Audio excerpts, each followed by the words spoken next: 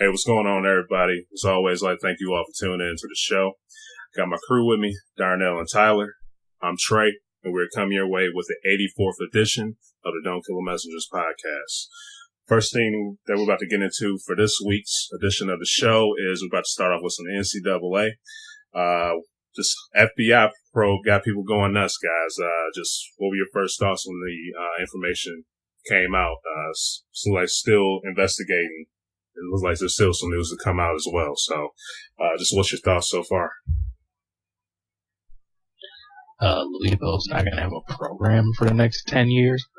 I mean, of course, that was the biggest name value that came out of it, since it looks like Rick Pitino is losing his job and a bunch of their top recruits that were looking at him that were intending to go there decommitted. There's players already trying to seek their way out now that they've lost their coach there and their AD. Yeah, correct. Yep. And all of this has happened. We haven't even gotten like an NCAA suspension or anything yet, or a ruling from there. So this is still super early and everything. But it's crazy, especially seeing the connection with the schools, some names as far as coaching go. Like Jeff Person is in there, former NBA player. And then shoe companies. Most notably Adidas has been the main one mentioned. So it's just, I'm just waiting to see what else is found out of this. Mm-hmm. Yeah, definitely.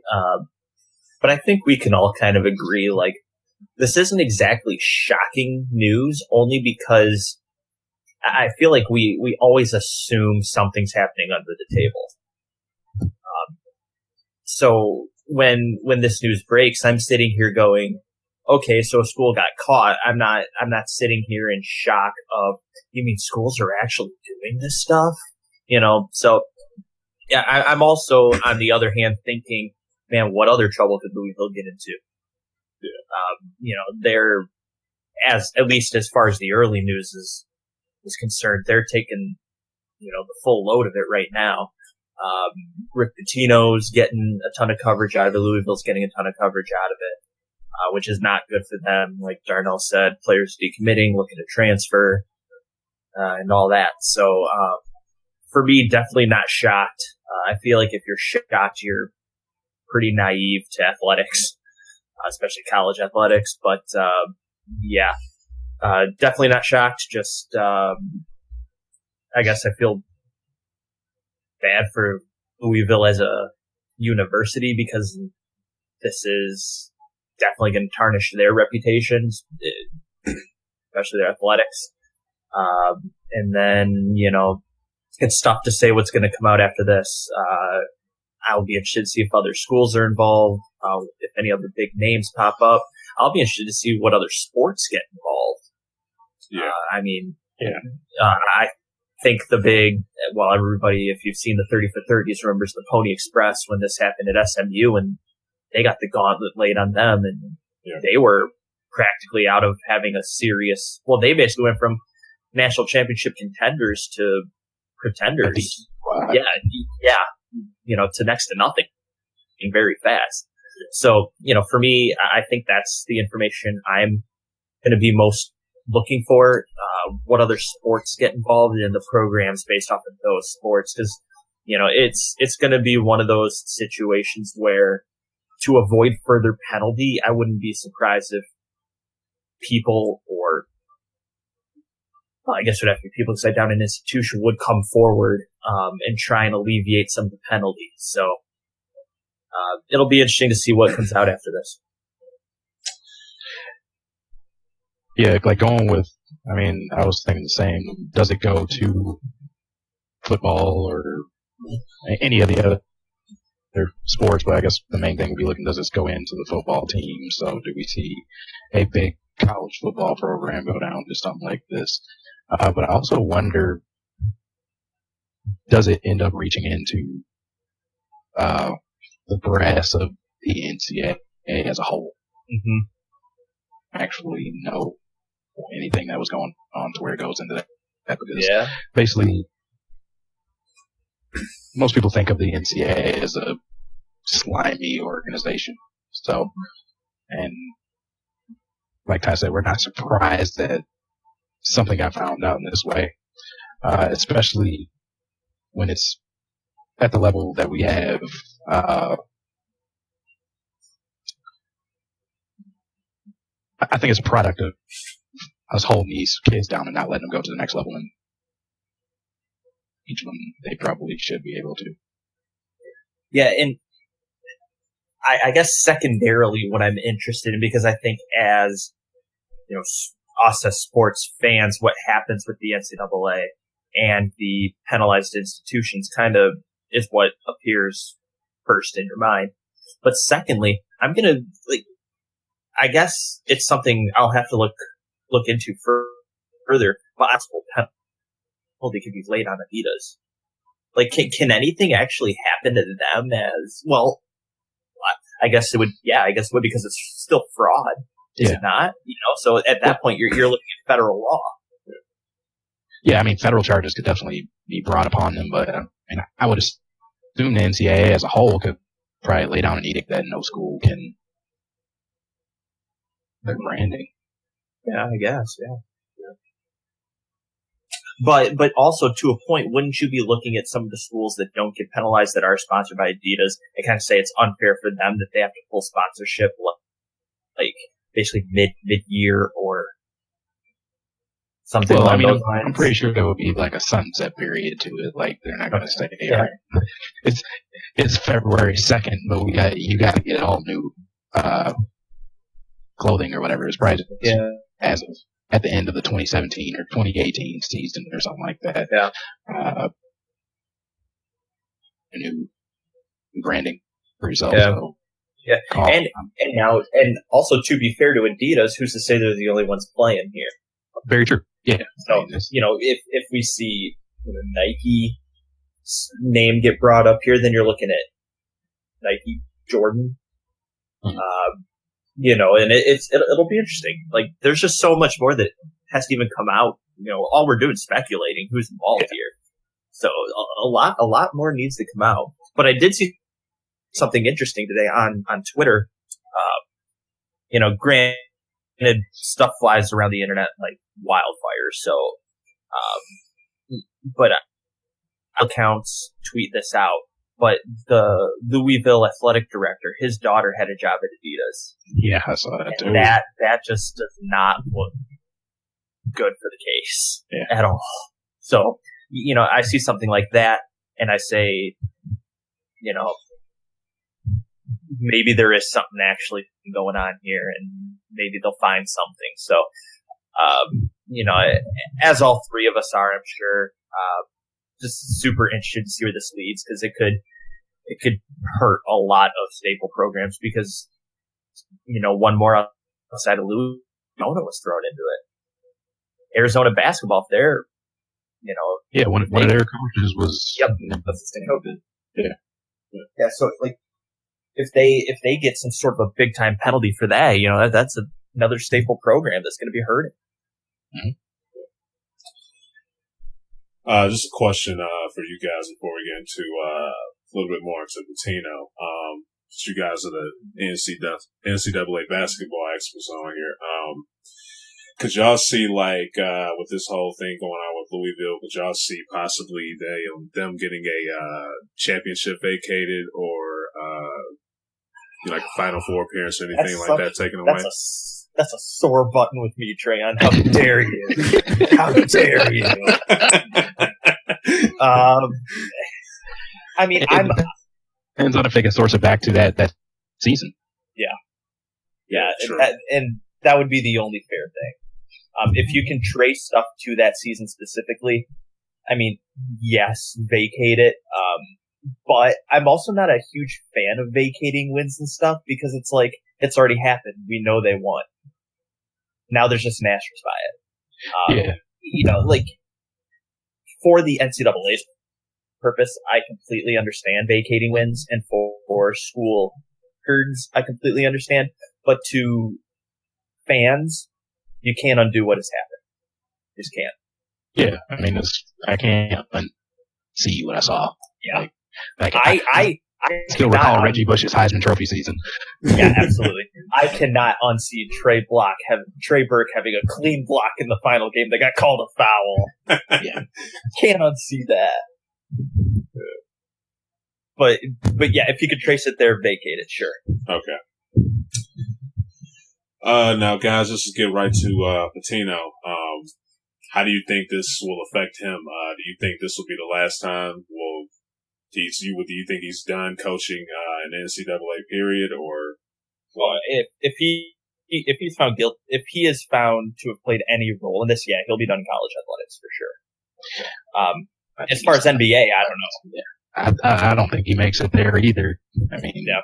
I guess possibly as an assistant down the line, but and he's not a young gentleman by any means, but just with everything that's gone on with Pitino, from the whole extortion deal, from him sleeping with the trainer's wife or something like that, and then he slept with the trainer's wife.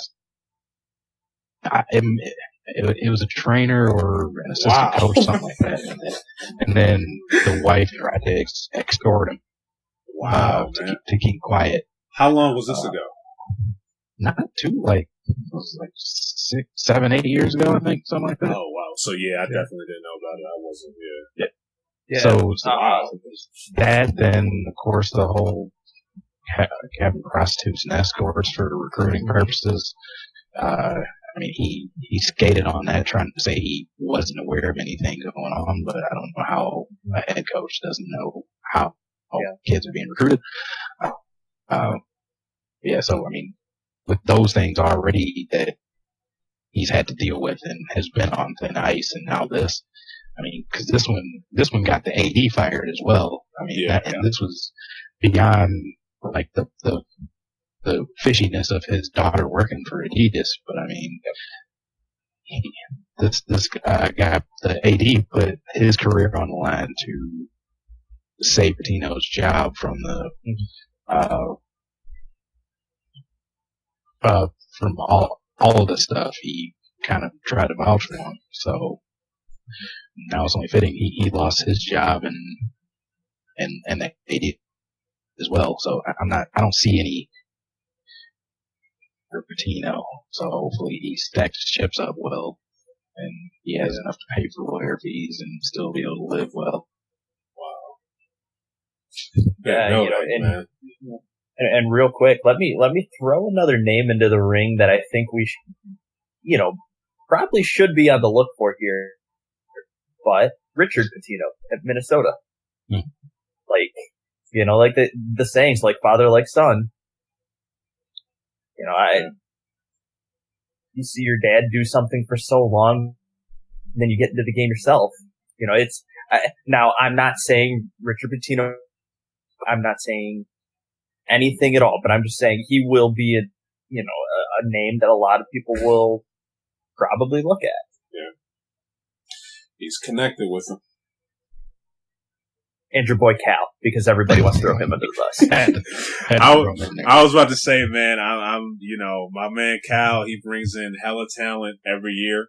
But the thing that I think that will benefit him in this is, the whole one and done thing. Like, they get there and they get out. But there's still a possibility. He's had problems in the past before. So, but hopefully my man didn't do nothing that's stupid. So we'll just have to see.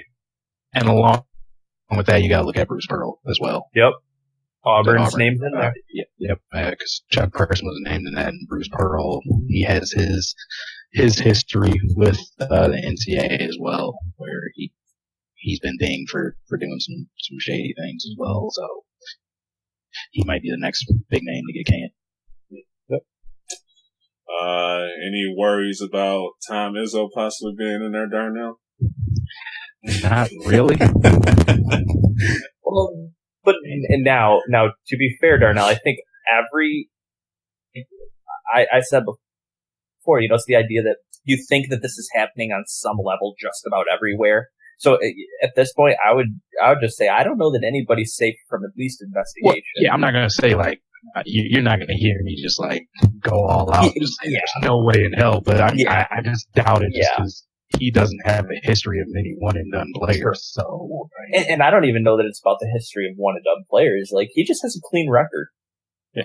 Well, I'm just trying to look at it from from what I've seen from this report. A lot of it is just you have these shoe companies and agents giving these kids money to try to make sure after this 1 year of school, you come work for us. Like they're making that initial investment to sign a shoe deal or sign to whatever agency they have once they go to the next level. There just hasn't been any Michigan State players that we've had recently is Miles Bridges, but he stayed another year. Sure. Yeah. All right, guys. Is there anything else to add for NCAA basketball? Just hopefully NCAA basketball survives outside of some of these schools that get hit. Yeah. How well, real quick, just how confident are you guys? Do you believe that they'll move over to like football and investigate? You pretty confident that they will? Okay. Yeah, I think they will. Okay. All right. As far as college goes, as far as sports go as a whole, football is king, so money will probably lead that way. Yeah.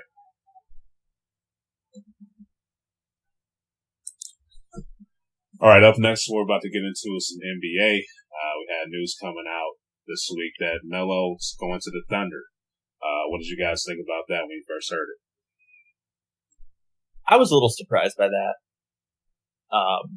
Only because he just doesn't seem like a fit there at all. I sent you guys the picture, the three Spider-Man dudes. Yeah, they're all pointing at each other. It's like when Ball Hog Russ and Ball Hog Paul George meet Ball Hog Melo. Yeah. It's like, I understand we had the conversation. Who's going to give up shots in Golden State? But this is not that situation at all. These are guys looking for 30 shots a game. And I don't think he's a great fit there. Granted, I don't think anybody's exactly a great fit alongside Russ if you want touches. If you're just looking for your best chance to win and going where the talent is, like that's why I understand why he went to Oklahoma City. But other than that, in terms of wanting to be a fit somewhere, I don't understand the move. Yeah, this was kind of interesting to me. Let's get this real quick because what I was reading, I thought that they were somehow going to send him to the Rockets from what I was reading prior to this. But he ended up going to OKC. So this is just going to be interesting to see how Melo, Westbrook, and PG can go out and share the ball and whatnot, play with each other, see if they can somehow share in their vocabulary. Yeah. So it's going to be interesting to see if they could do that, and possibly slay that beast in the Golden State Warriors. So, yeah, I was shocked by it just because it seemed like he had his heels dug in on like Curtis, the Rockets. You said the Rockets? Yeah. Oh, okay. Yeah. I mean, it just seemed like that was the only team he was willing to wait a no trade clause for, so nothing was happening. So it was a little bit of a surprise that he went to Houston. I'm not totally shocked. I assume he just looked at the talent and was like, okay, I get to go be with Russ and PG. That can work out. Yeah. But it was just so out of the blue. But I guess that was the same with Paul George going there. Like, yeah, magic they got going in Oklahoma City right now, but they're just grabbing players. But to Ty's point, I don't know how well this works, just because these are 3 ball dependent players, that isolation type players. Yeah. At least Russ is willing to kick out if he goes into a double or something like that. George, a little bit But Melo is kind of the type where if he has his mindset on getting the ball up, the ball is going up. Yeah. 2, 3, 4, whole team around him, whatever. But this is definitely one of those teams where it's going to take a while for them to gel. I think this is they could turn out to be something if they can figure out how to share that ball, or if they can somehow get another ball on the court. But yeah, I don't see this one working till at least like 2/3 to halfway through the season. So, I mean, they should be a playoff team just off those names, but it'll be rough for them going against the upper echelon talent until they figure it out. Yep, completely agree. So would you how would you rank it? Would you guys put the Rockets? You think the Rockets would be ahead of them OKC right now, or what? Yeah, I would still put it. Okay. So. I mean, I think the Rockets are top 3 team in the West. Okay. Yeah. Okay. That's fine. Okay. Anything else to add on Melo? Good luck. Team buckets. Yeah. Speaking of shockers, Dwayne Wade is going to Cleveland. The news that shocked the world.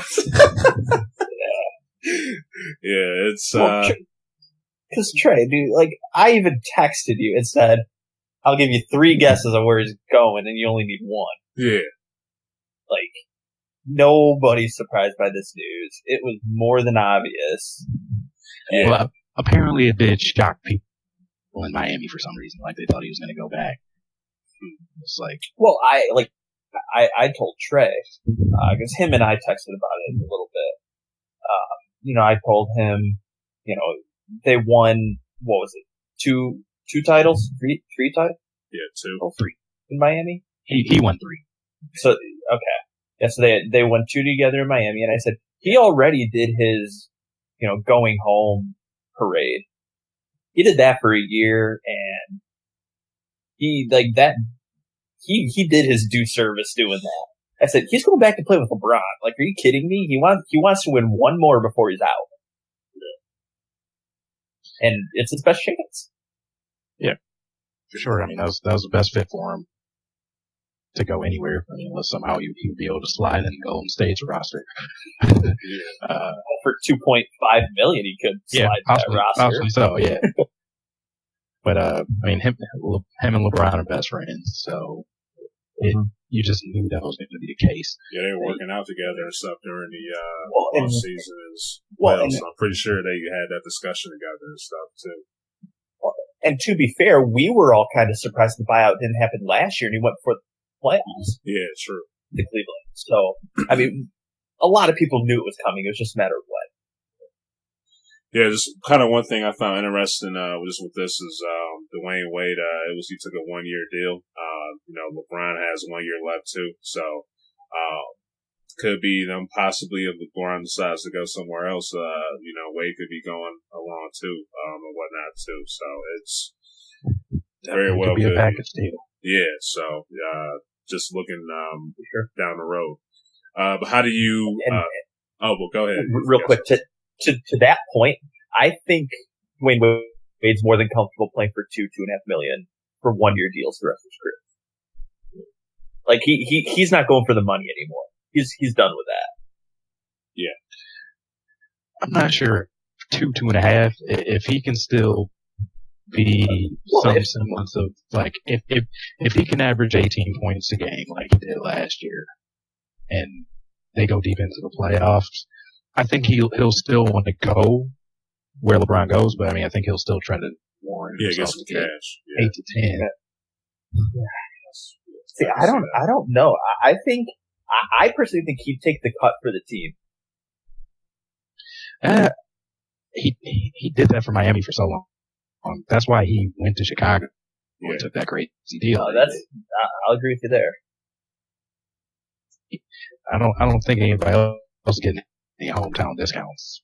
I guess if he's still good, he's going to get what he can get. He may not gouge the team, but I don't think he's going to be playing on veteran minimum contracts. That's true. Yeah, but like you said, he would have to have that 18 points game. Like he can't go away and expect. Well, no, yeah, if that's what he averages, yeah, he's only going to be worth $2-3 million a year. So this is all depending on if we still see some Dwayne Wade coming out, especially if, because I mean, for the fit on this team, but it kind of works out. His minutes can probably be limited, like back to backs, and the Cavs showed last year they don't really care about the regular season. Yeah, and plus, just real quick, Darnell, this season kind of helps too because with the schedule, kind of eases the back to backs. But yeah, go ahead.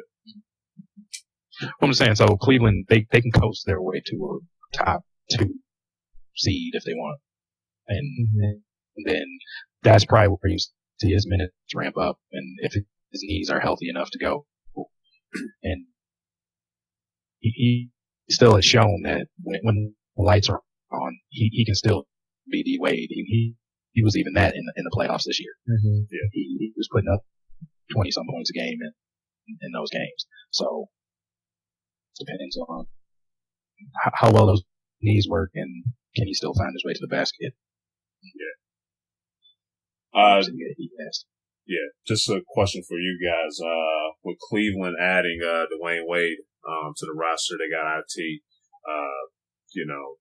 With the whole trade that they had with Kyrie going to Boston. Boston was a good team last year. Some people wondering how good they're going to be this year with Kyrie being the lead guy there. With Cleveland picking up Wade, do you guys think that secured them for being the top team in the East, or what? I think we all still thought they were the top team in the East, even after the Kyrie deal. Yeah. Mainly because, no one's beaten Cleveland in the East. Well, to be fair, no one's beaten LeBron in the East for, 8 years now? Mm-hmm. Yeah. They would have to come in and at least beat Cleveland in a playoff series before I start saying that Cleveland isn't the best team in the East anymore. Okay. Yeah. I guess I was going to ask, but I mean, to answer kind of like Ty, I guess it depends on how you're looking at it. Can Boston end up being the top seed in the East again? Yes. Mm-hmm. They're younger, so younger legs can handle regular season better. But you think come playoff time, is Cleveland's to take? Yes. Okay. Because like I said, all this still depends on is if Wade is still somewhat Wade. Yeah. He fixes a big problem, one that LeBron was complaining about last year, and that's having somebody else that can kind of control the offense and initiate the offense when he's off the court. Yeah. Derrick Rose is not much of a facilitating point guard, and he is IT. But Wade, he can be that type of point guard. He's a combo guard in the sense that he's a natural 2 guard, but if he needs to get you 8 assists in the game, he can do it. Yeah. So I think he's a good fit that way, and he will take some pressure off of LeBron so he's not playing 32 minutes a game. Yeah. Mm-hmm. Well, I was reading some articles that were saying that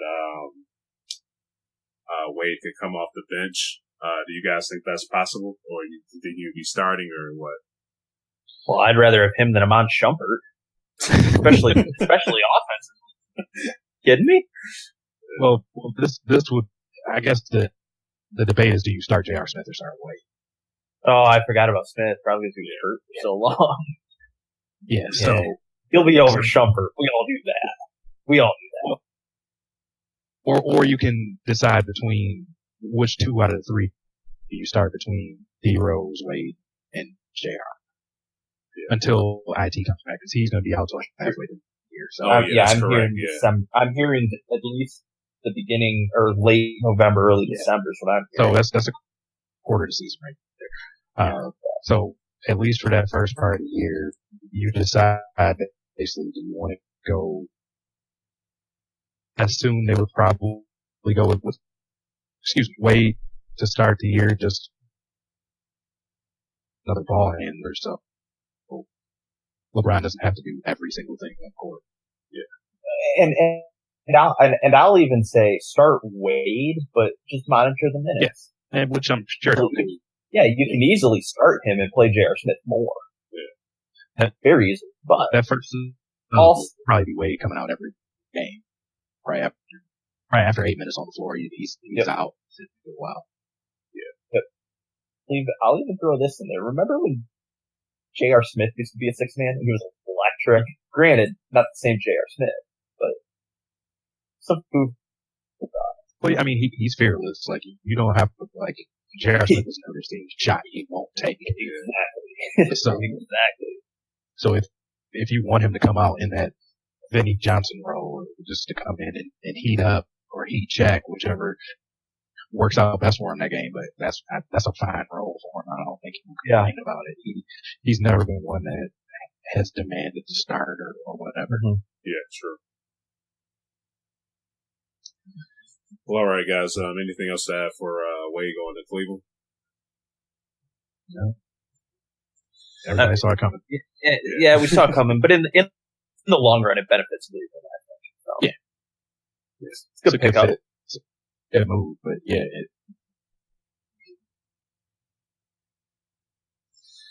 Well, all right. Up next, we're about to get into kind of a little bit of politics. About to talk about Trump's and his comments that he's made that offended some people in the NBA.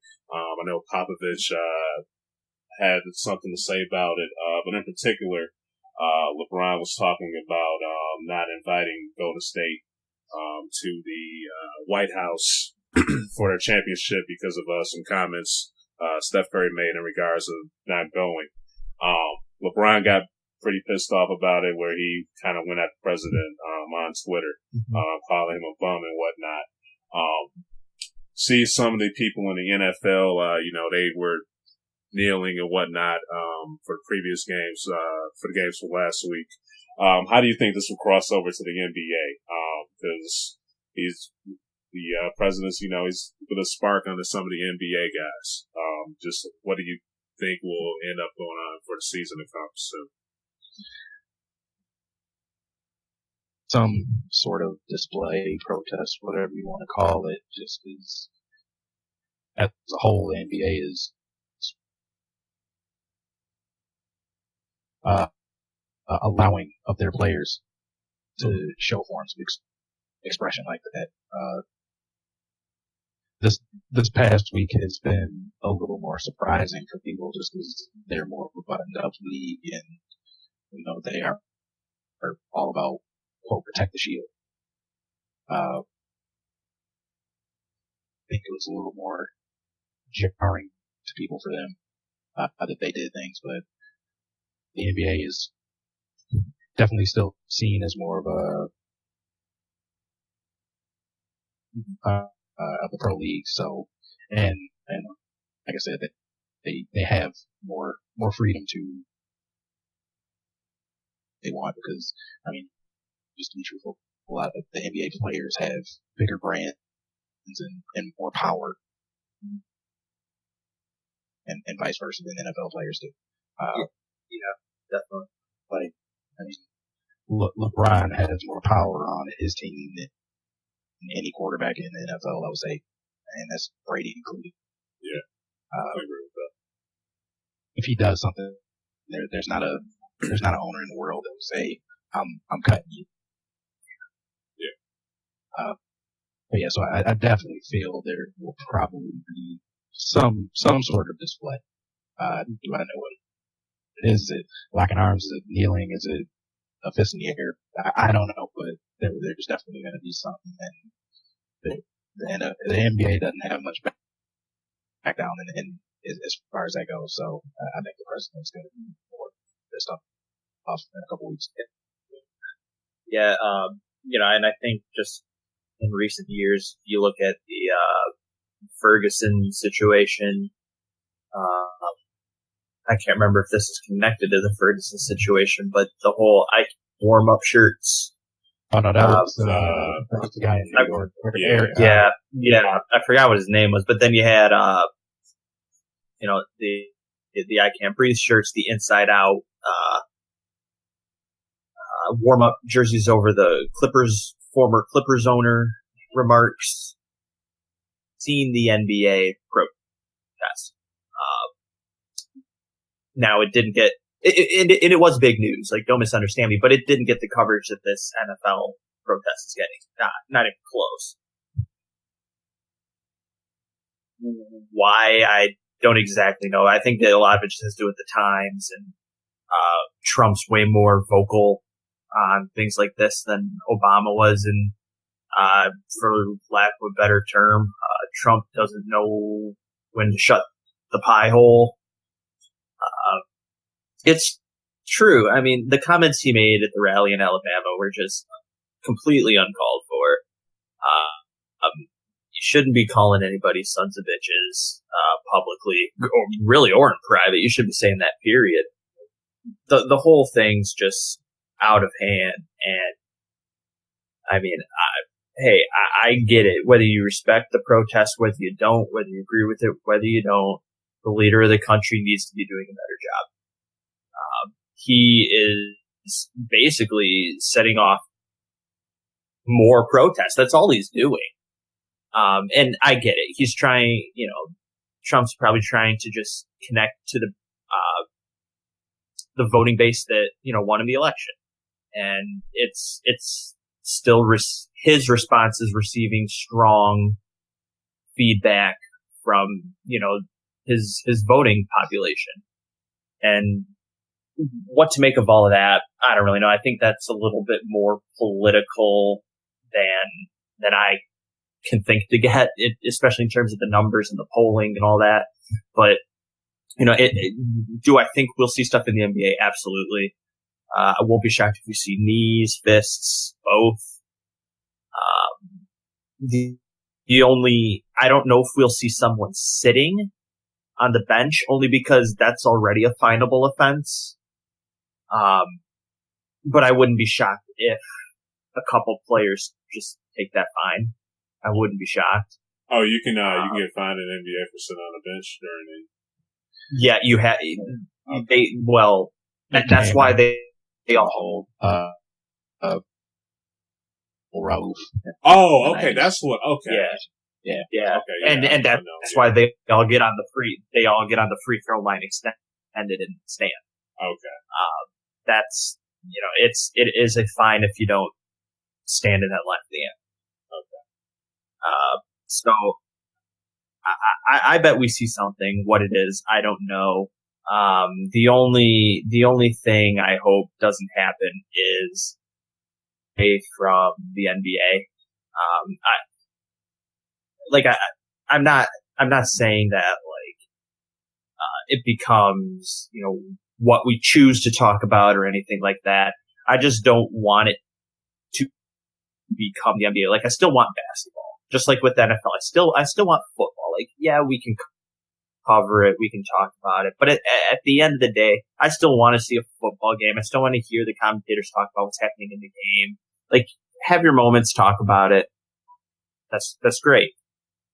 But I still hope we see the sport, and I think we will. But I just don't want, the whole time you just be talking about the protests while the game's going on in the background. Yeah. I still want to hear commentating going on about the game. Yeah, there definitely will be, but those first couple weeks of the season, I definitely think a lot of people will be tuning in early just to see what happens when the national anthem plays, and then of course after game the next morning people will be turning on CNN and Fox News to see what's going to happen there. I mean, this is basically the soap of our time right now. So, but it's definitely going to play a factor early, and it'll go where it'll go. Mm-hmm. I just hope the whole reason we're why Colin Kaepernick started this doesn't get lost in the shuffle and turn into a sports versus the pressing issue. I would rather turn it into some productive discussion on, on equal rights for minorities and, police brutality, which what he wanted it to be. Yeah, and they're just talking about the facts. I'll even, if I could even take that, I guess, just a small step further, like, I also don't want to see people kneeling, locking arms, anything. I don't want to see people doing any form of protest, if you will, unless they strongly feel convicted by it. Like, I don't want to see them doing it because, that's the thing we're doing as a minority or to support a minority. If you have a strong conviction for it, go ahead and do it. I just don't want to see you doing it. Oh, well, if the guy to my right's doing it, then I should do it too. It's like, if you have the conviction, have the conviction. Don't make it a fad. Don't make it, because then, like you said, that takes away from protest. Yeah. That's when it becomes the thing to do. Not to get too much, well, we can get into it later when we talk about Cap, but that's kind of feel a little bit about the whole NFL. This week was probably a week I feel like a lot of people were, kneeling and holding arms and stuff like that probably didn't have any conviction whatsoever towards it and whatnot. So, I can definitely agree with what you're saying there, Ty. This past week was mainly everybody trying to give a finger to the president. Yeah. Like, did you feel a little weird watching the Cowboys all walk out to midfield and do it? Like, was that a little weird? Like, I understood, but I kind of felt like it was a little odd. I felt like it was a little out of place. It was, and it was Jerry Jones trying to play both sides. Oh, yeah. Absolutely. If I want to be perfectly honest, because he kneeled before the anthem and then stood, yeah. Well, had them all walk back to the side. Yeah, and even before that, like, he publicly said, "Here's what we're gonna do." Like, and it's actually happened or not. But when the camera was on him while they were kneeling, it looked like he was making eye contact straight with that camera. Yeah. It looked a little bit like, "Look what I'm doing." Like, whether that's how it actually was, that's not for me to say, but you kind of got that vibe just a little bit. Just for me, you guys pretty much nailed everything on the head. Just something that, kind of pisses me off about, some people, in this country is, like they'll tell LeBron or, Steph Curry or Kaepernick, hey, stick to sports. But my whole thing is this, before Kaepernick picked up a football, before LeBron picked up a basketball, before Steph Curry was jacking up shots from half court, these guys were citizens, before any of that. So they have an absolute right to voice their concern, whether they're Democrat, Republican, or whatever it may be, to, be concerned about their well-being and the well-being of their kids and so forth and on. So, that was just one thing that's kind of pissed me off with some people, man, saying, "Oh, well, they should just stick to sports." Like, they, just you flipping burgers at McDonald's, why don't you stick to flipping burgers? You know what I'm saying? You can say the same thing to them, So it's, people have the right to be concerned about their well-being and, their future. So I don't have a problem with, anybody, speaking out, whether you're sports or what. Well, and just to hit that point, further, for the people that say, hey, just stick to sports. What if LeBron looked at that guy and said, hey, why don't you just stick to your day job? It's like, you're trying to get into the political thing by telling me to stay out of it. Yeah. But yet you want to run your mouth all on Twitter and Facebook, like you're an expert too. Yeah. It's kind of like, that can come right back at anybody throwing that comment out there. All right, guys. Anything else for the NBA? Nope. We're about to get into some NCAA football. We're about to start this off with you guys talking about your squads. Since nobody really wants to hear about sorry ass Michigan State, We'll let you get them out the way with first. Okay. Yeah. It was basically the game where whatever could go wrong did go wrong. You know, three big turnovers. Notre Dame scored on all of them, but I hope it's fixable stuff. I mean, LJ Scott either has to hold on to the football or get off the field, and Brian Lewerke needs to make better decisions when he's running with the football. If he's not going to get yardage, he needs to go down. But overall, as far as everything else outside of the game, if it wasn't for those turnovers, I think MSU could have and probably should have been very close to winning or winning that game. They did outgain Notre Dame, 496 yards to 355. They had more first downs.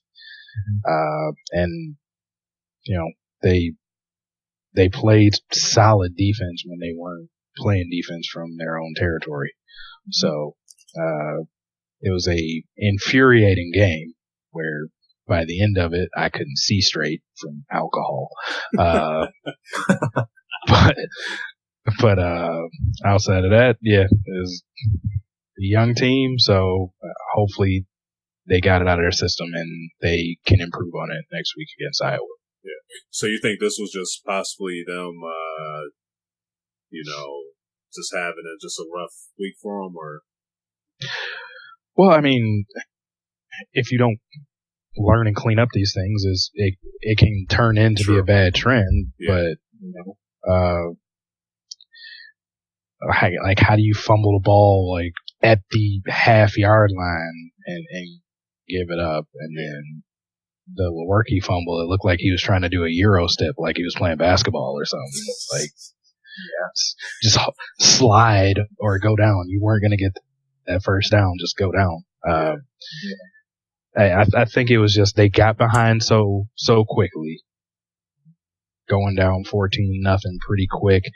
I think they were just pressing the issue too much, which is a sign of a young team where you feel like you got to get it all back in one play. You just settle down. If you're a better team and you play smarter, you come back and win.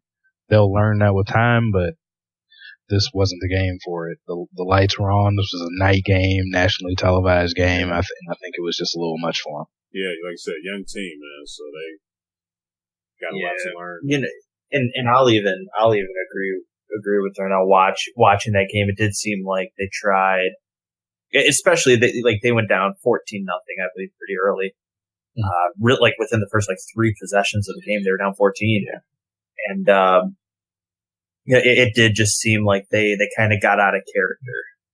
They tried to, instead of gain 6 yards on first down, they were trying to gain 15. Mm-hmm. Instead of trying to get third and short, they were left with third and mid to third and long. And now granted, this was the best team Michigan State has seen all year. It was not the best team Notre Dame had seen all year. They were coming off a game against Georgia, who's now, I believe, a top 8 team. I think number 7, I believe. Yeah, I think they're 7.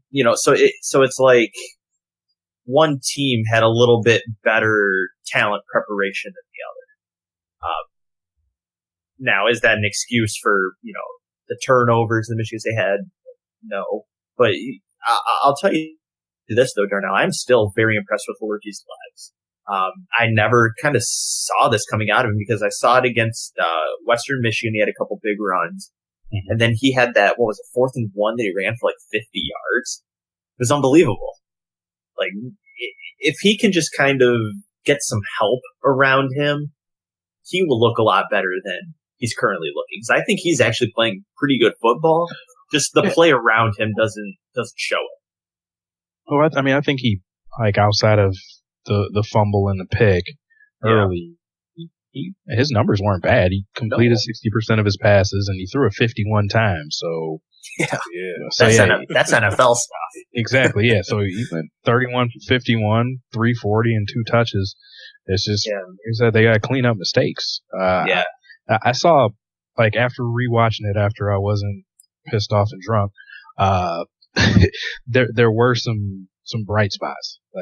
I mean, young receiving core that they have some bright spots. Hunter Rison had 4 catches for 73 yards.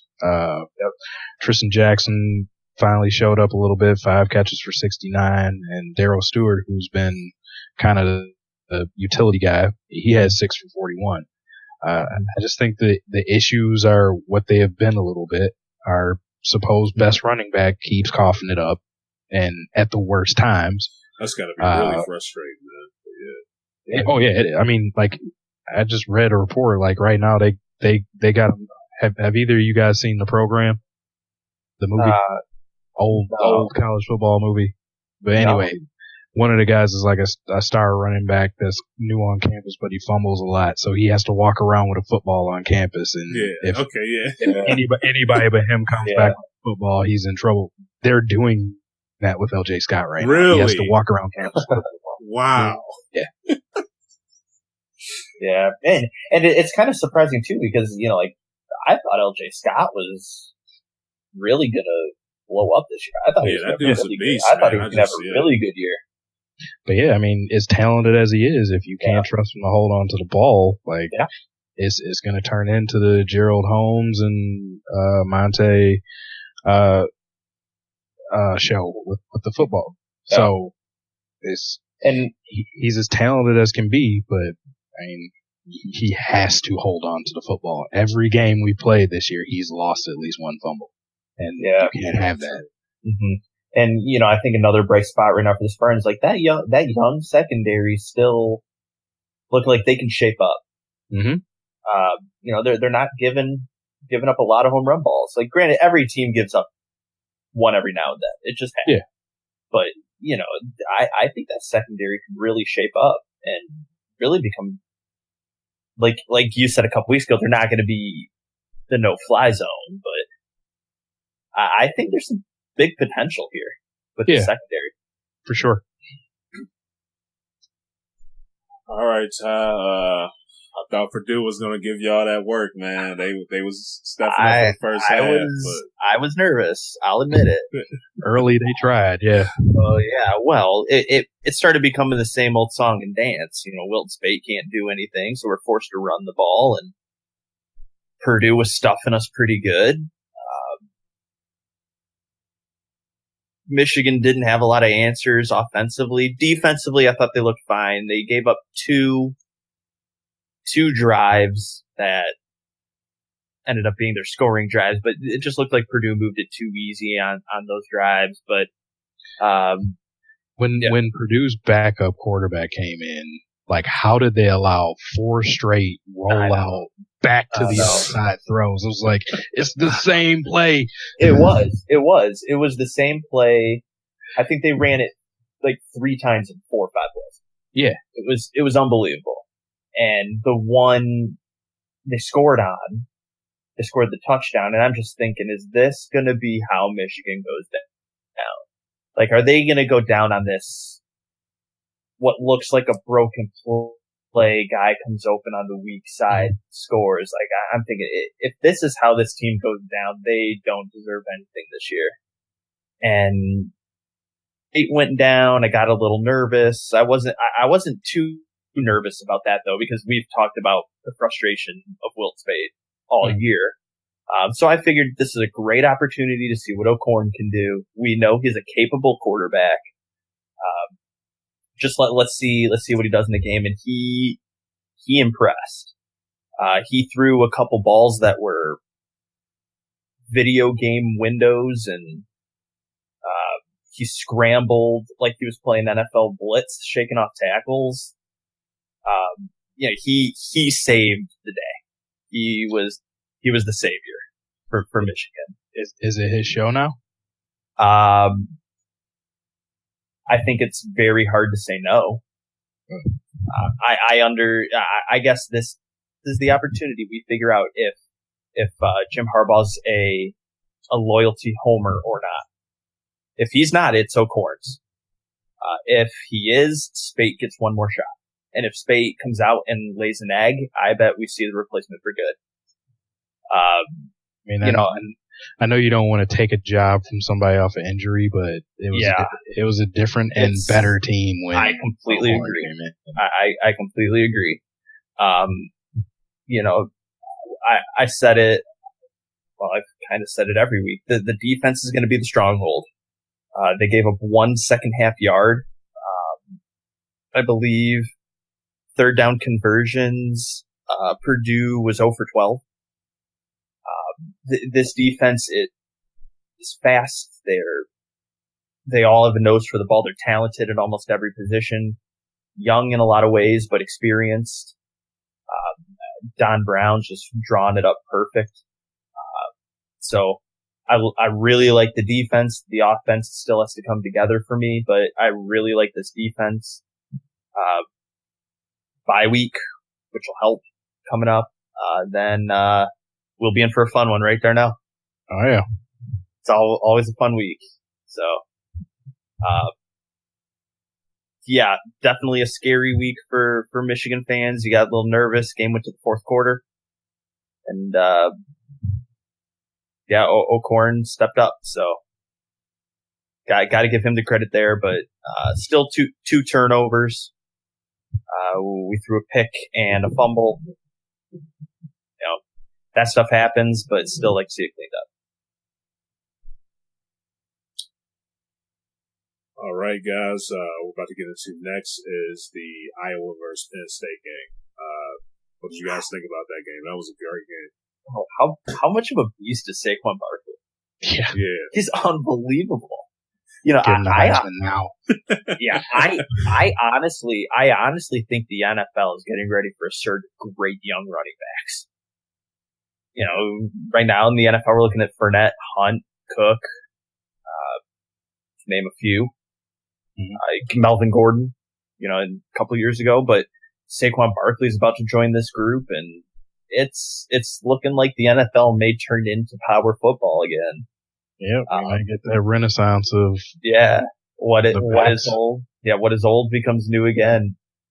Running backs once again become the highest paid players on teams. Yeah, but I'll tell you what, that the game seemed very trappish. Like we knew it's a trap game. Like it's that night game at Iowa is historically a trap game. I know that from experience. So do I. Yeah, I think you do too, Darnell. So how weird was it watching basically nothing go for either team except Saquon Barkley in between the 20s for Penn State. And, we're watching Penn State struggle for the first time all year offensively, which was tough to imagine, seeing how they roll pretty much all year coming up to that point. But I think the weird thing was Iowa couldn't do anything for like 52 minutes. The last 8 minutes, they started pulling off big plays and scoring. And you're just thinking, where is this coming from? Is it just the magic that happens in Iowa at night or what? Because they showed me nothing until about 8 minutes to go in the fourth. Yeah, I mean, it was a crazy game. You got Iowa, like your traditional Iowa. Just you're not going to go there and run over them. Just company do not allow that, and they held Penn State down. But like we were talking about earlier, Barkley is just he's unreal, something to be reckoned with. I mean, 211 rushing yards and 94 receiving, and I mean, I was watching it. Just the play that did it for me. I don't know if either of you saw it, but there was one, it looked like a dive up the middle. They collapsed on him, and it seemed like it wasn't even a half a second, but all of a sudden he was to the outside going up, and it was like, did he teleport or did he cut? Yeah. So. Yeah. Well, and he also had a couple plays up the sideline where he stops on a dime. Mm-hmm. Stops on a dime, plants the foot, cuts it inside, and he's back up the sideline again. Yeah, like he's acting like the Flash. Yeah, he's as nimble as like Reggie Bush was, but like he can knock somebody over too. Like he's ridiculous to watch. Better pass catcher too. Yep. Mm-hmm. I don't know if you guys thought it. I'm sure you did because we know the offense Penn State has. When Iowa scored much time on the clock, they're not going to hold it. Like I sat there going, I am not surprised if Penn State scores. I was really hoping Iowa would force it to a fourth down, or was it fourth down when they scored? I can't remember if it was third or fourth, but I was really hoping Iowa would make a stand, but can't win them all.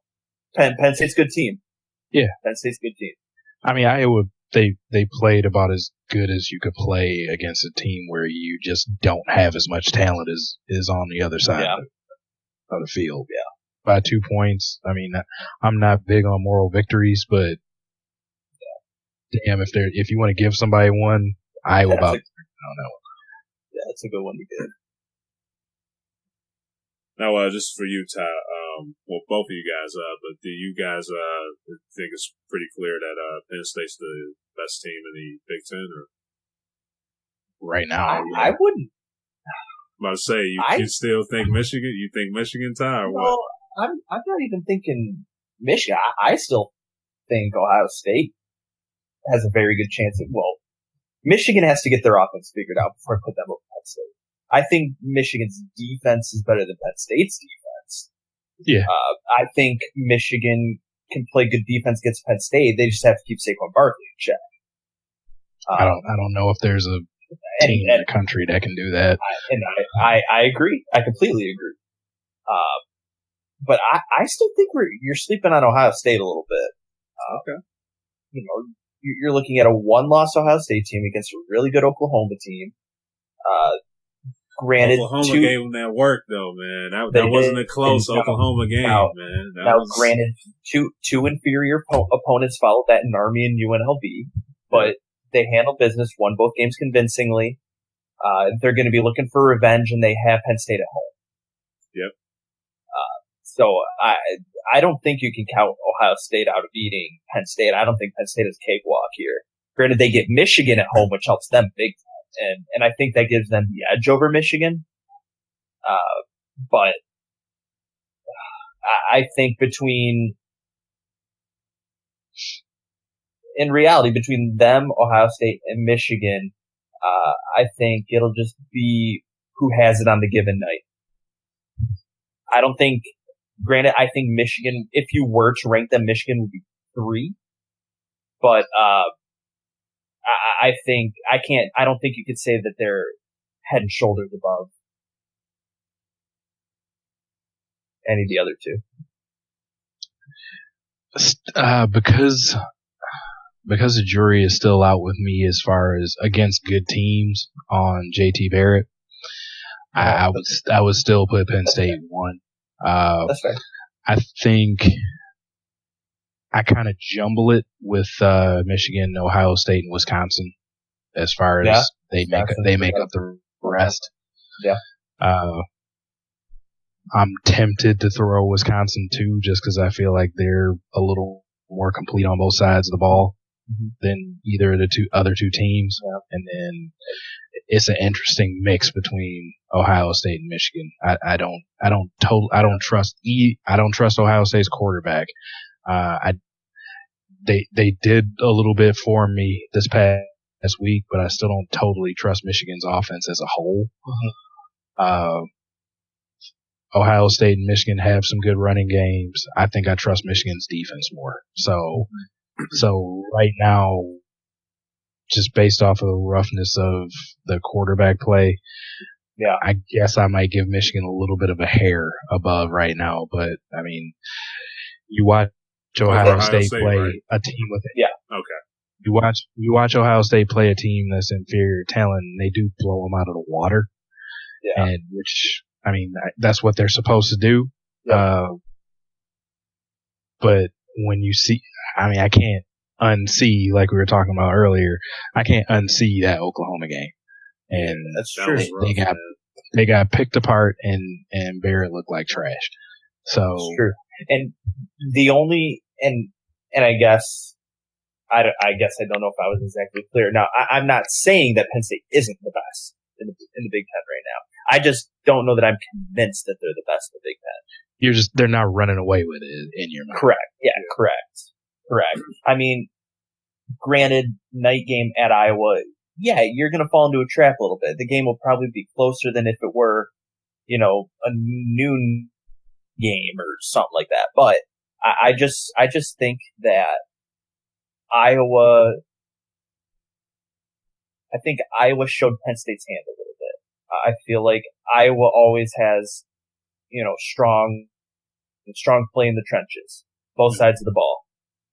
They always have tough linebackers. And I feel like even, and I believe I texted this to you guys, like Saquon Barkley went off and they still had to squeak it out. Yeah. That was Barkley's biggest game probably of his college career. And they had to squeak it out. So I think that, granted, anybody's beatable. I'm out here like they're. I just that Iowa showed Penn State's hand a little bit. All right, guys. For this upcoming week, what game are you excited the most to see? USC Washington State. Yeah, what is that? Friday at 10:30. Yep. Yeah, that's definitely get it out of the way early. Yeah. I mean, it doesn't leave a ton for Saturday, but yeah, I mean that'll be a good game. It's a good ranked game. Sucks off to stay up till about 1:30 to see the finish. But Pac-12. Yeah, but the 7, I think the 7:00 game could surprise some people. Miami and Duke. I think that game could be intriguing, baby. They gonna dominate that one. What do you mean? Don't sleep on the U. They're ranked 14th. Hey, they're gonna handle business against Duke. So yeah, I'm sure. Well, if they don't, we got questions. You're right. You're absolutely. If they don't handle business, I might go to sleep on them. Yeah. I guess. I mean, in reality, the only other game worth really talking about is Clemson Virginia Tech. I mean, I think we're all gonna have Clemson winning that game. Yeah, I was about to say. But it's in Blacksburg. It's in Blacksburg. Yeah. You have to get that home crowd going for when it's up a blackout. Yeah. BT, they did make it to the conference championship, so y'all. True. Anyway, they can pull an upset, or y'all just think it's Clemson's take. I think it's Clemson. It's hard to pick against Clemson after seeing them last week. It is. But I guess a game flying under the radar, Oklahoma State, Texas Tech.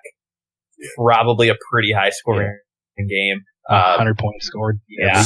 But I think more importantly, it's how does Oklahoma State respond to a loss? Yeah.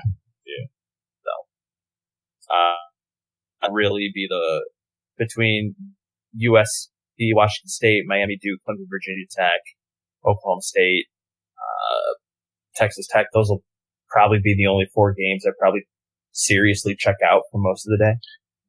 Yeah. I mean, going back to that USC Washington State game, I want to see Sam Darnold put together a number 1 draft pick type game. Yeah. Because right now, I mean, just from body of work right now, Rosen is the best quarterback in the country. Mm-hmm. As far as seeing poise and looking at how they play. But because Darnold has like 6 or 8 interceptions already on the year. Mm-hmm. And he's completing passes at a low clip. You got Rosen, even though his team's not very good, but he's completing 60% of his passes or more, something like that, and throwing for a ton of yards. Yeah. So I want to see the anointed one, pretty much, that people are trying to choke for in the NFL. I need to see him put together what he was doing last year as a true freshman. Yeah. Just one for me. I think Alabama should handle business. How they've been looking this year. They've been dominating, but they're playing Ole Miss.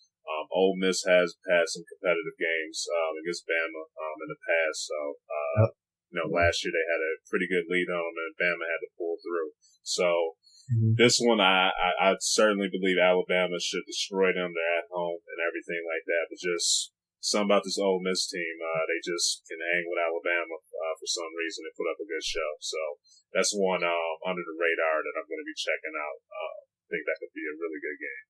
So. Well, nobody on Ole Miss told Alabama they were next, did they? Yeah, I don't think so. we saw how that worked out for Vandy. Yeah. That was off. Yeah, man. That was wow.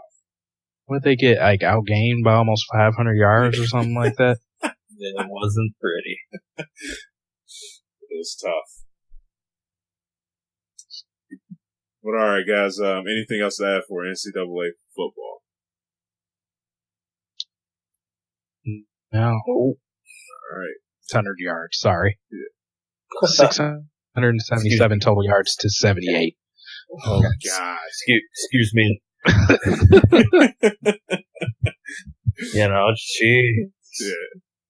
How unfair can it get? Yeah. Don't poke a bear. Turn off the cheat code. Yeah, it's something about it, man. FSU, their coach said something about Bama. Bama turned it up on started beat them, and then this whole Vandy thing, man. So it's don't call real out Bama. SEC. Yeah. But all right, guys. Now I'm about to get right into some NFL, and it's only right that we talk about them Detroit Lions. Had a very good game against Atlanta. A lot of people are pissed off about that whole ending of the game. But just guys, what are your whole thoughts on Lions versus Atlanta? As I spoke of moral victories earlier, this is another situation where, I mean, it sucks to say, but it was basically one for the Lions. They, Atlanta beat, it's the Lions, so, if there's a confusing way to lose, they will lose in that way. Yeah. So, we come to the situation of a touchdown being called on the field, reviewed, and showed that it wasn't, and a ball game. So, but the team played well as a whole. Just not much I can complain about. Stafford played super well. I'm still wanting a little more of a running game out of him, but Jid and Stafford is putting together another season. He's showing he's worth the money that he signed. Mm-hmm. But which opinion should I get first? The Holder opinion or the rational opinion? Go crazy, Dad. Go crazy. Clicks. You, man. Just get us some clicks. We got hosed, screwed. You name the term. It happened, and it seems to be just the historical narrative. To Calvin Johnson complete the catch, to batting the ball out of the end zone, to the pass interference, which is actually face guarding against Dallas. For Lions fans, it seems like we always get the short end of the stick. It seems to be that way. And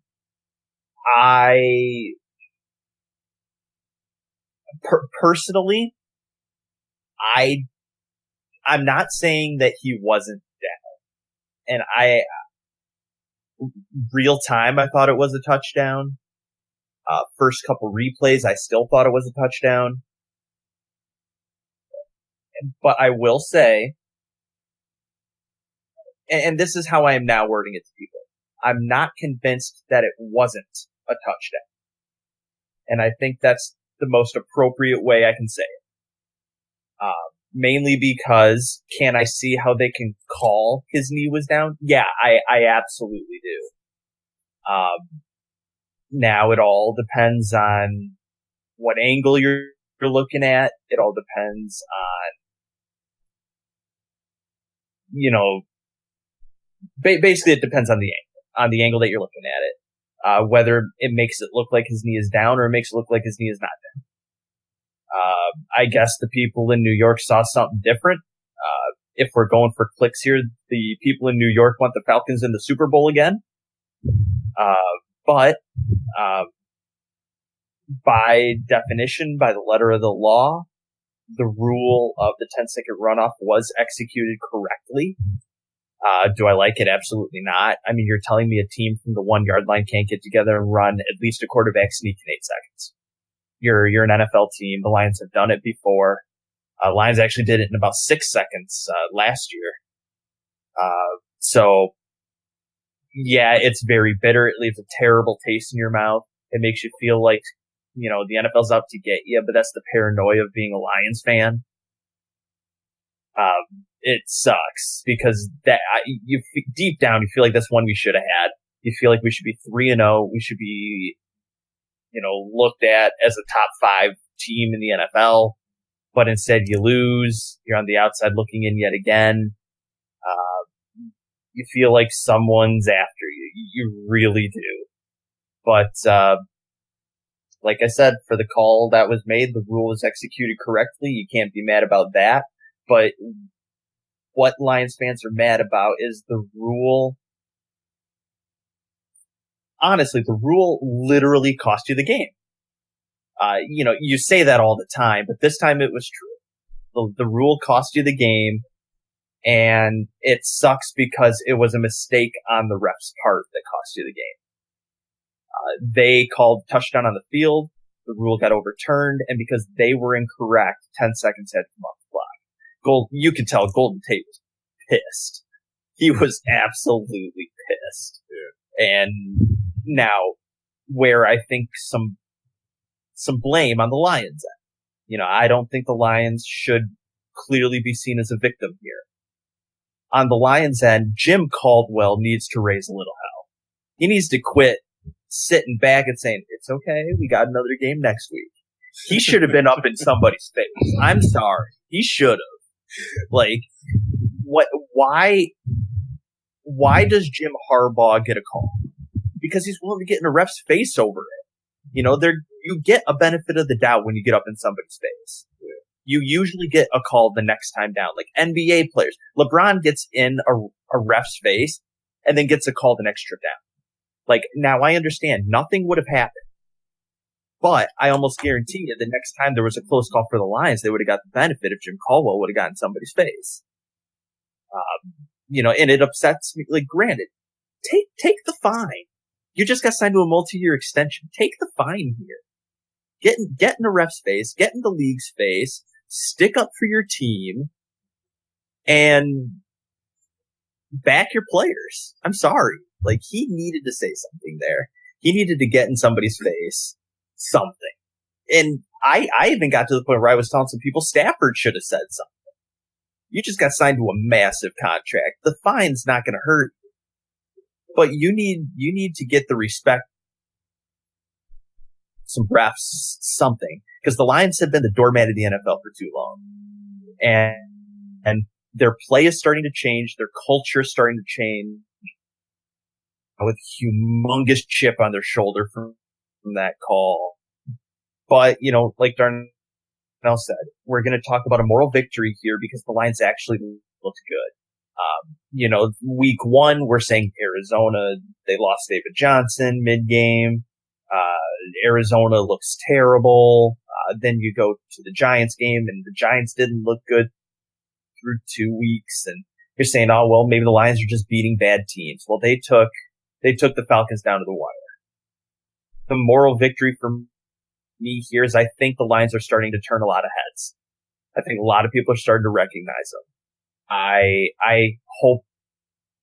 truly hope that we can beat a couple good teams along the way. And I think it ripped on Jim Caldwell for saying, oh, we got another game next week, but winning next week at Minnesota would be a big win. They did it last year. Hopefully they can do it again. A 2-1 division rival. Get that win and just, I think they get a huge chip on their shoulder and come out guns blazing.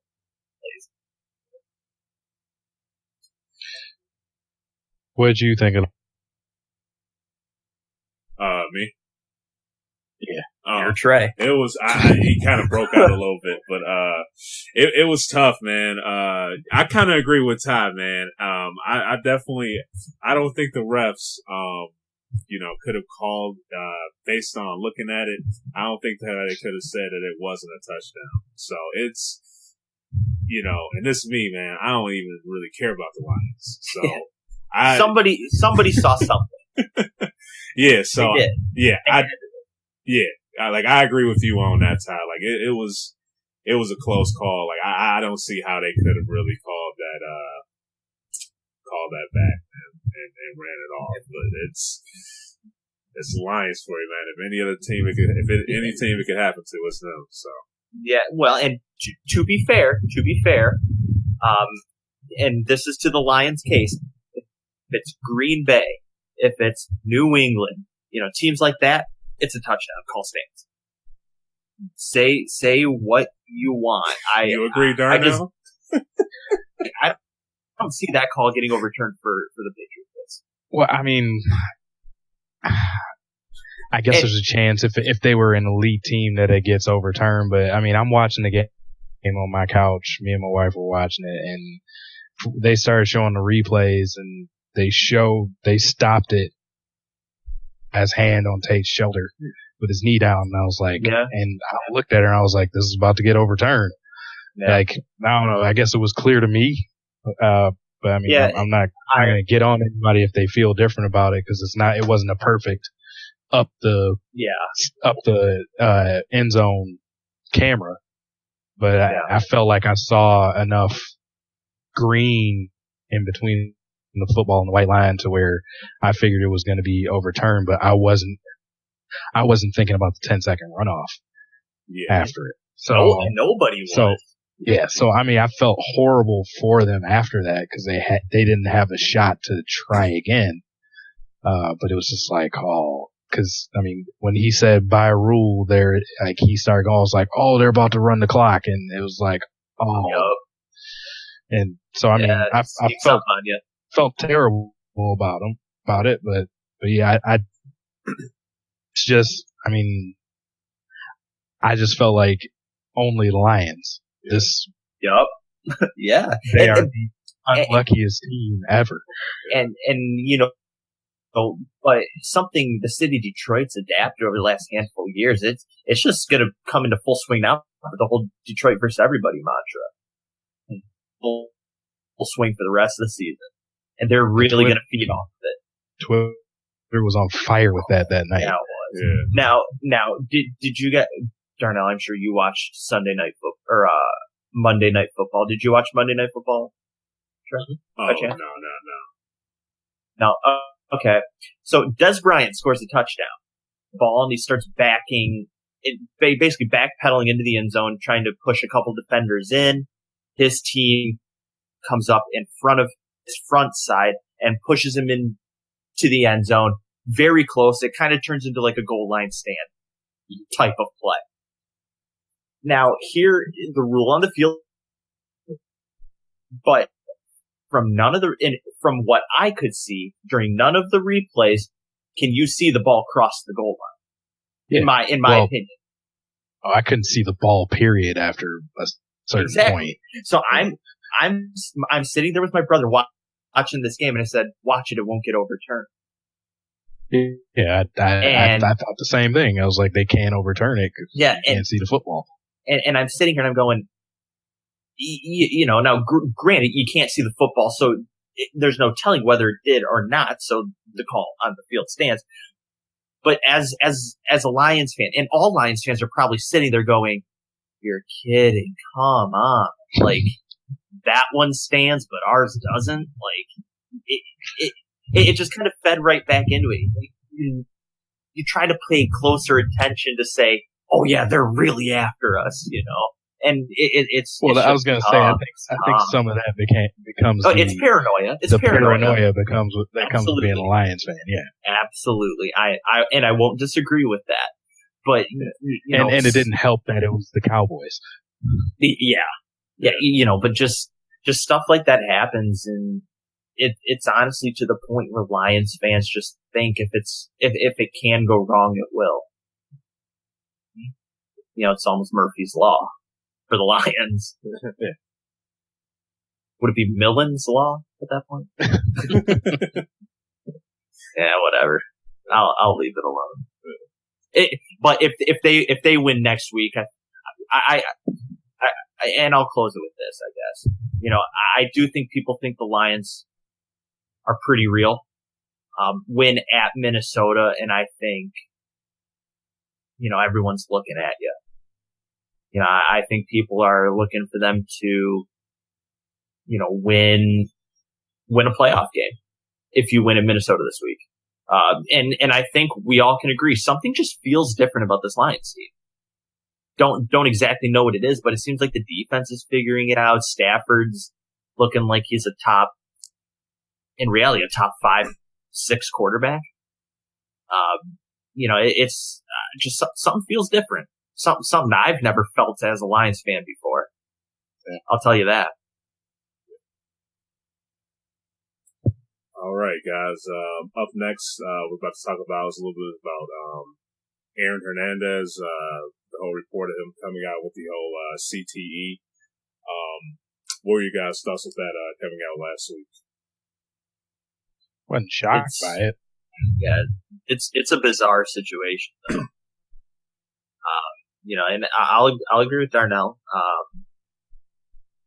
Just kind of the course that his life took in the last handful of years, just kind of showed that something's not right. And then, he commits suicide while in prison. And, I'm not trying to paint all suicide victims in the same light here, but something in your mind has to be a little off to be attempting suicide. Like that's how I see it.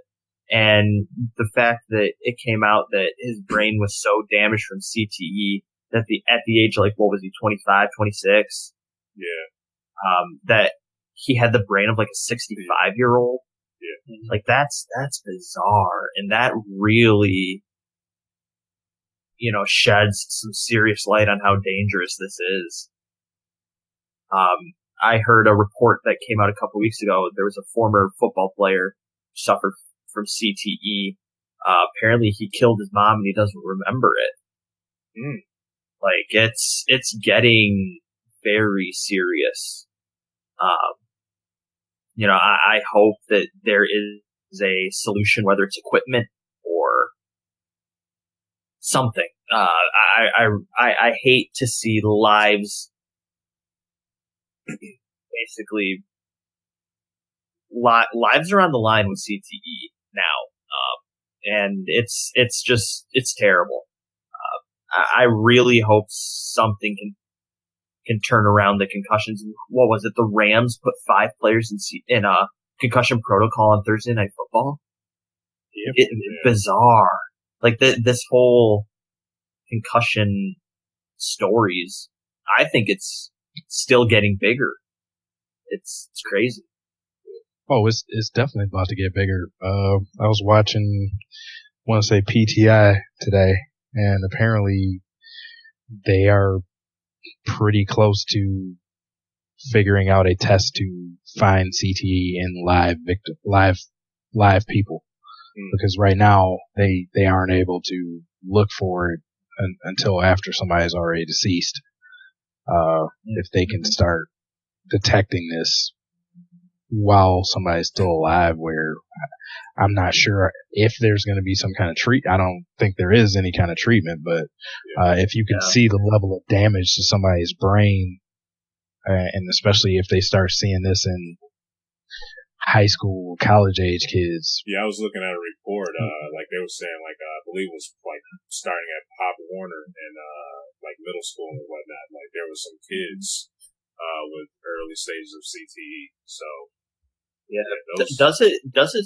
Does it surprise that parents are still throwing their kids into tackle football so early, knowing what we know, like even to date, what we know? Yeah, I was about to, speaking of that, like you too, I was about to ask you, Darnell, because you got a son. Yeah. You let him play, flag football. That's not tackle. So, he doesn't have to worry about the whole hiss and everything like that. But how would you feel, man? DJ comes up to you, hey, Pops, sign me up for some tackle football. Like, how do you? There's going to have to be a lot of discussion about it. I mean, yeah, just, I'm one that really, if you put data in front of me, like, I'm not one that argues a ton with science. So if I have good data in front of me just showing it's not good, for pretty much adults to play this, let alone children, like, we just might have to set some rules. Like, when you get to maybe high school age to where you're consciously making this decision where you understand what's going on here, maybe I can give a little bit to this, because, you have to give somebody their own freedom at a certain point. But being a parent and, job number one is to watch out for the safety of your child.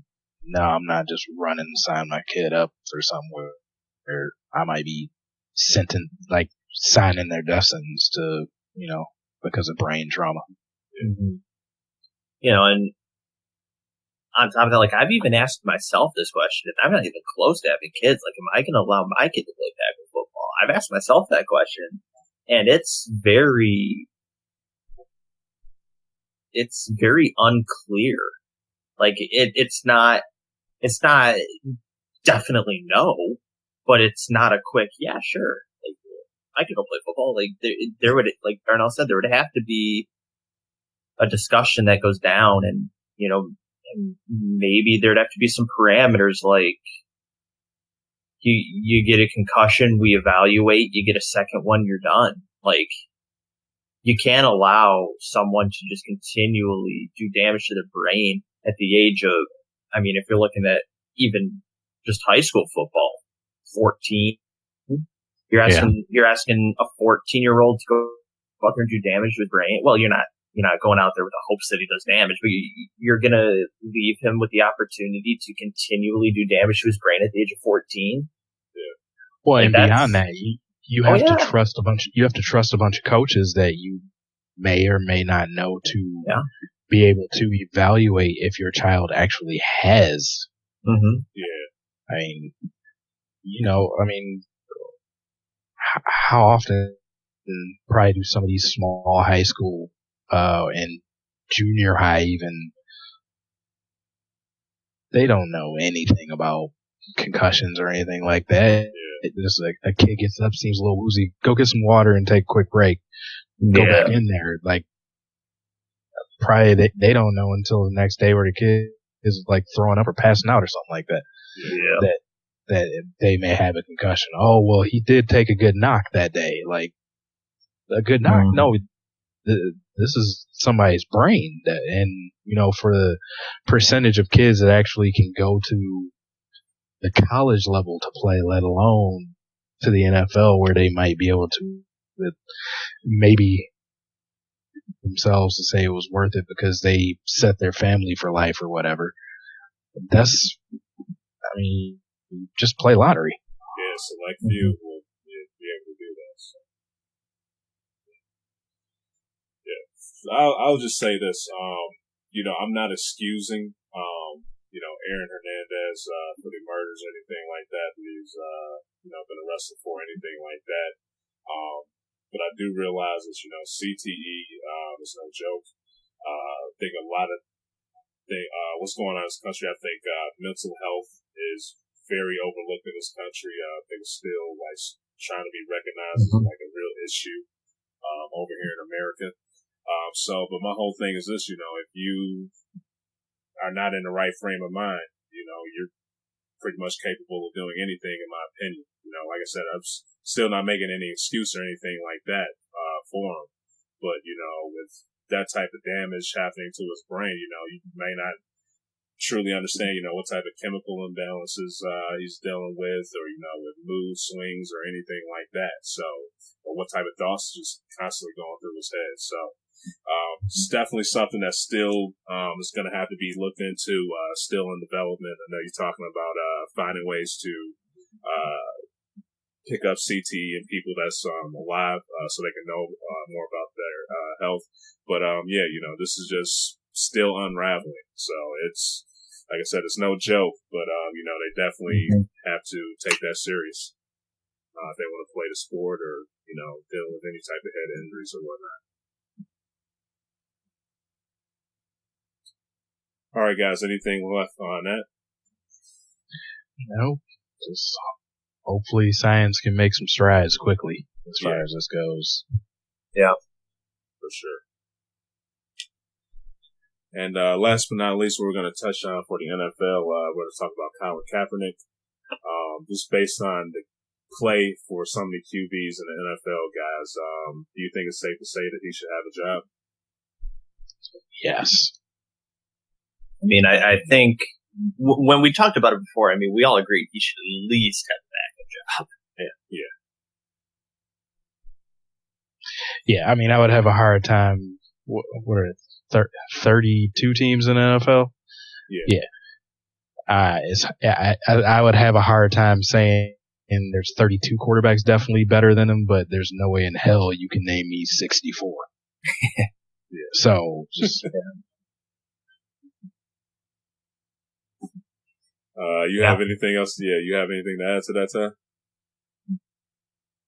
I really don't. I mean, just like Darnell said, I can't name 64. Yeah. If you can't do that, then he should be somewhere. Yeah, and, it's kind of just frustrating, man. You just see, some of these quarterbacks just having terrible QBRs. I speak with my man Flacco. He had a terrible week last week. But just quarterbacks out there doing horrible, and you clearly see that it's not his talent or anything like that. It's clearly the stance that he took. The whole flag and everything like that. So it's it's basically it spoke for itself. But yeah, it's time for that guy to get a job for sure.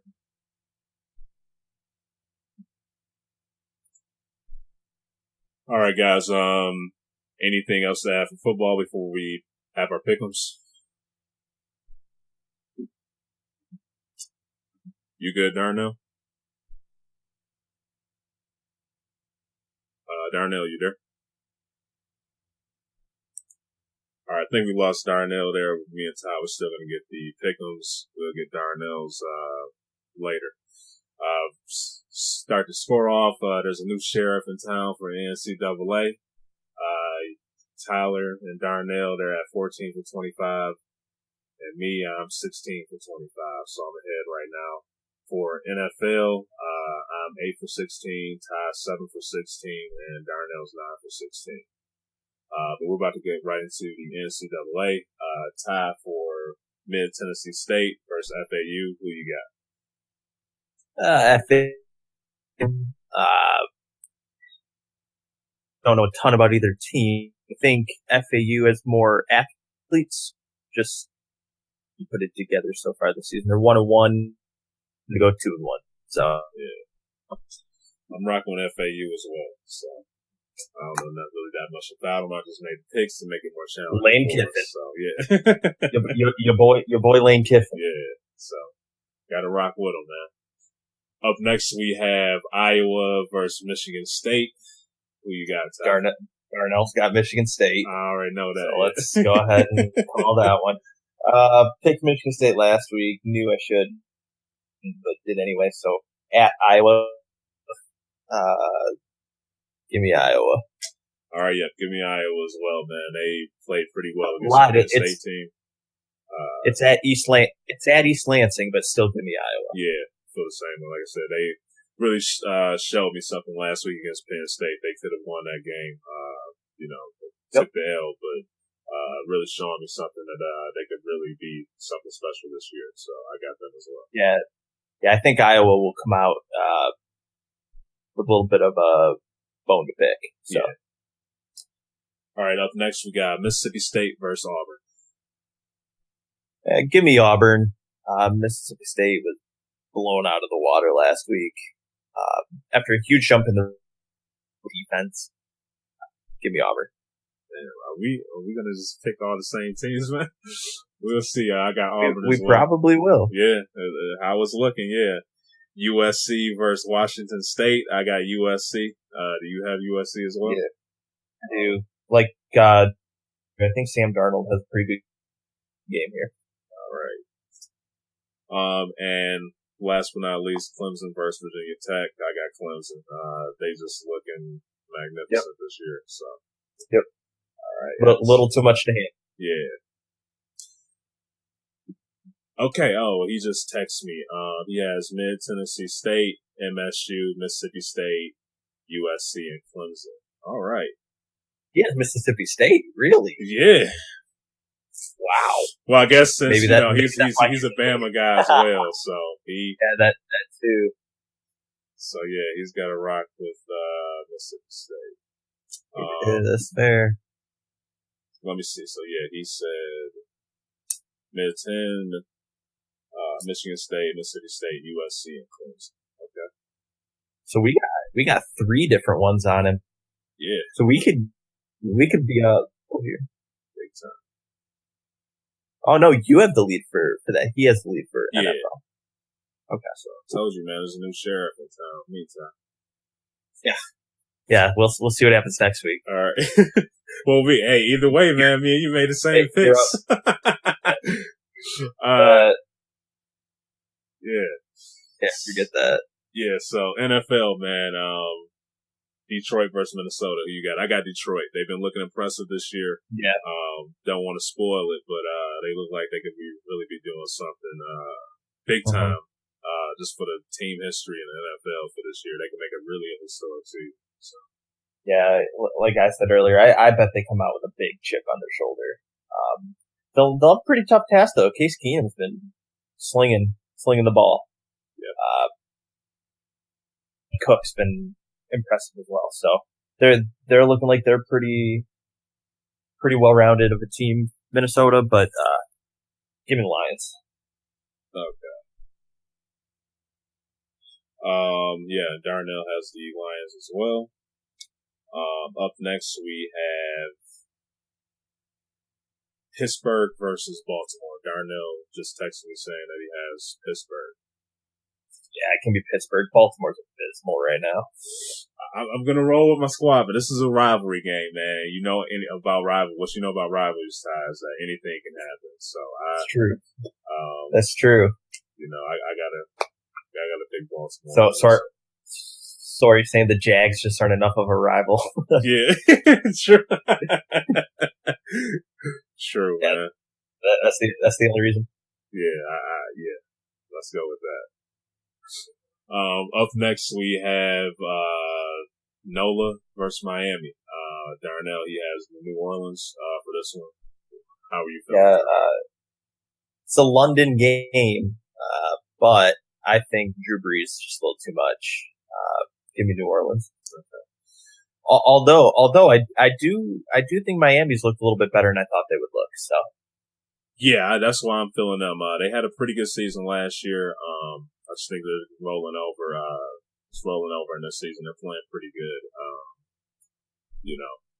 For the conference, being the same conference with the Patriots and stuff. So I'm gonna roll with Miami. Just gut feeling. I think they're gonna go out there and handle business over in London. So. Up next we have Tennessee versus Houston. Who you got? Darnell, he has Tennessee. Yep, I'm gonna go Tennessee as well. I just don't think Houston has enough offensively right now. Even though they did have a pretty good week against New England. I also think this is one of the worst we've seen in a while. Like, that offense will have to score a lot of points if you beat people. Yeah. But I think Tennessee is stout enough both sides of the ball. Yeah, I got Tennessee as well, man. So nothing to be said there. Chargers versus Philly.